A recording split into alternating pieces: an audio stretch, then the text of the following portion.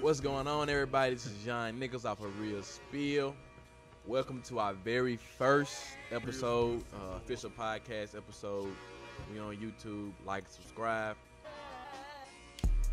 Got my three gentlemen here. Miles Owens.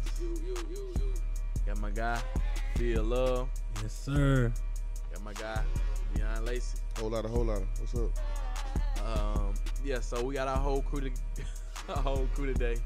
And this is a sport podcast. We got many topics for y'all. We hope that we get a good episode. Going ahead and diving in, we want to start off with the Lakers. After beating Steph Curry and the Golden State Warriors in the play-in tournament, LeBron and the Los Angeles Lakers are set to play Chris Paul and the Phoenix Suns in the first round of the playoffs. I want to ask you guys, do you feel like the Lakers have enough to beat the Suns in the first round? Well, of course, the Lakers have enough to beat the Suns, but I don't think it's going to be an easy one for them. I honestly see they can go 6 or 7 because of the supporting cast for the Lakers. Now, against the Warriors, they only won by 3 points, and Bron and AD were really the main guys to really do everything for him. Bron had a triple-double. He had like 22, 11, and 10, something like that. And then AD had like 28. Only other guy that really gave some production was Caruso. Where's Schroeder? Drummond went missing. Kuzma went missing. Your supporting cast, I don't feel it's going to be enough for the Suns if y'all start playing lazy. So what direction are you leaning towards? I want the Suns to win. What? And if the Suns win, it's going to be in 7. It won't be 6 What? or 5. It'll be 7. First of all, I want to shout out Chris Paul. You know what I'm saying? You are that guy. You know what I'm saying? You did come and turn that franchise around. You did do that, but you don't have enough, sir. The Suns do not have enough. The experience for the Lakers alone is enough to beat the Suns.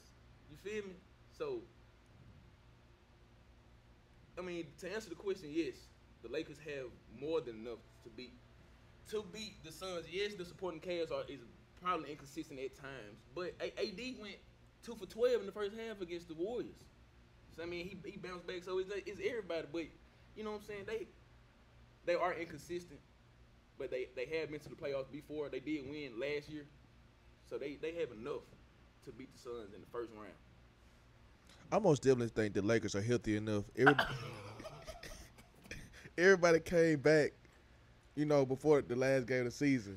So I feel like they're going to beat the Suns in 5 or 6 games. Because Devin Booker, Chris Paul, DeAndre Ethan, whatever his name is. Aiden. DeAndre Ayton. That's not enough for a loaded, healthy team of the Lakers. So I feel like the Lakers will win in 5 or 6. Easy. Also, Because this Devin Booker's first playoff appearance, so we don't know what he capable of. I hope he show out, but he might have some butterflies. Who knows? I most definitely think D-Book is going to show up for the playoffs. He's not going to choke. Okay. before you continue, what is the Suns' first time going to the playoff in 10 years? Yes. And you think they just ready? I think Chris Paul got them boys in shape for the playoffs. They ready. They're the second seed. All right, so just to answer the question off the bat, yes, the Lakers, they got enough. They should be healthy enough to beat the Suns. We forget that even while LeBron and AD were out, the Lakers were a top 5 defensive rating team.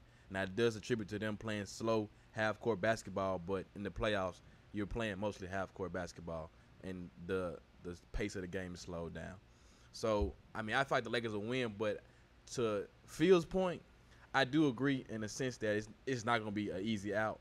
What we saw last year, Chris Paul took a young team that had never been to the playoffs. Those players that was on that OKC team to the playoffs and took the Houston Rockets to a Game 7, really almost down to the last minute. Right. So I mean, Chris Paul, we know what he's gonna come with. He's the floor general. He's gonna try to get these guys easy buckets from the beginning of the game, get them comfortable, and then get them into the pace of the game, and hopefully get them some wins.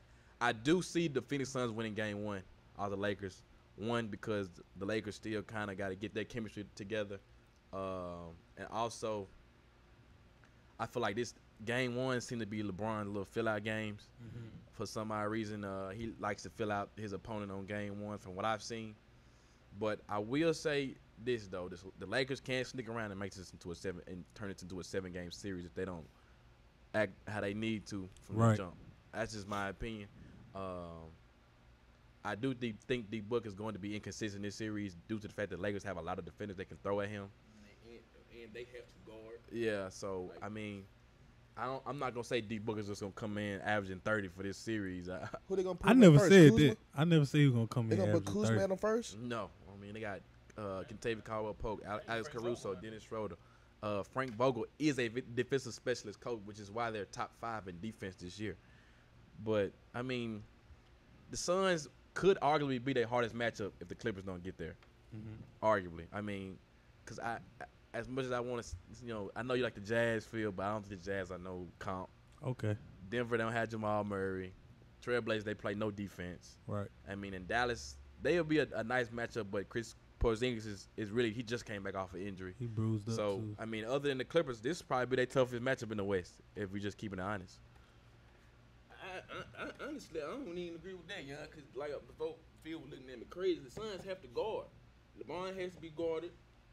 Anthony Davis has to be guarded. DeAndre Ayton ain't gonna do it, and whoever they throw at LeBron, hurt or not, it's gonna be too easy. Well, really, the X factor is Anthony Davis, though. Right. That's the X factor. I see DeAndre Ayton Seen it guarding LeBron, the X factor. Anthony Davis. I never said LeBron was I'm the not X going to factor. say that DeAndre Ayton gonna lock up AD. What I'm saying is though that it really depends on AD. Last time in the bubble when he had those bad games or he wouldn't shoot as much, the Lakers would lose. And the games where he would go off for 30 or 40, they win. I mean, with the Golden State Warriors game, he ain't pick it up to the second half. Draymond Green really had him locked up whole first half. And only problem, DeAndre Ayton is not. but he's not Draymond Green. Which you're correct. He's not Draymond We Green. also have Andre Drummond. But see, now, but this is where I want to say though, Anthony Davis and Andre Drummond don't play well together. With Andre Drummond on the floor, he has to sit on the block, and AD, it kind of keeps AD from being more a perimeter oriented player, and he's acting like he's KD out there sometimes, and he's not. He ends up kind of falling in love with the jump shot in the mid range instead of starting off in the post, getting most of his points there and punishing people. So, and really in that Golden State Warriors game, they didn't really start picking it up until they took Andre Drummond out and moved 80 to the 5. That's probably their best lineup right now. And I don't think we want to see Drummond play as much as we thought he would when they first bought him out. Listen, man. I can agree with I that. feel like Andre Drummond is going to be a huge factor in this series. Yeah, I feel. Let's just think about it. You got LeBron James, Andre Drummond, and Anthony Davis against one DeAndre Ayton. Foul trouble, a lot of foul trouble. I agree Well, with you. you took the words out my Yeah, mouth. a lot of foul trouble. Just let me say it. Bro. It sound good, It man. does. It does sound good, but we're Trust going to me, have to but see. I just don't think they fit well together, though. I honestly think Andre Drummond fit well together. And I still feel like there's a lot of inconsistency with the Lakers as well. I agree to that. Now Schroeder's starting to come to his own though. Schroeder didn't play good last night. Schroeder did not play good at all. He made some last night. timely buckets though. He made got some timely cooked last buckets. night. He made some timely buckets.